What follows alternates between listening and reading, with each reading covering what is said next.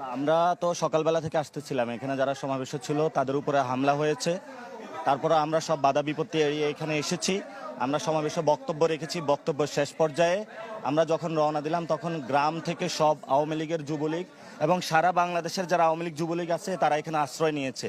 এবং গতকাল শেখ হাসিনা এবং তাদের যে কমান্ডো বাহিনী আছে তারা ডিপ্লয় করেছে। তো সবচেয়ে আমরা দেখেছি এখানে আর্মি নিষ্ক্রিয়, পুলিশ নিষ্ক্রিয়। আমাদের যদি বলা হতো আমরা প্রোটেকশন নিয়ে আসতাম, কিন্তু যখন আমাদেরকে বলা হয়েছে যে এখানে পরিস্থিতি শান্ত আছে, কিন্তু আমরা বাস্তবে এসে দেখেছি এখানে পরিস্থিতি শান্ত নয়। এখানে পুলিশ প্রশাসন, সব প্রশাসন এখানে দলীয়করণ করা হয়েছে। তারা আওয়ামী লীগদের এখানে সাপোর্ট দিয়ে যাচ্ছে। আমরা একটি জায়গায় এখন অবরুদ্ধ রয়েছি।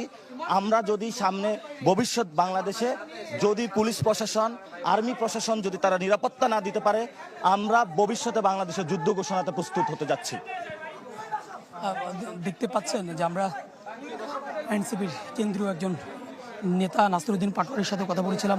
তিনি বলছেন যে তারা অবরুদ্ধ হয়ে আছেন এবং তাদেরকে প্রশাসনের পক্ষ থেকে যেমনটি বলা হয়েছে যে এখানকার পরিবেশ শান্ত এবং সুষ্ঠুভাবে তারা তাদের যে আজকের পদযাত্রার যে প্রোগ্রামটি সেটি তারা করতে পারবেন।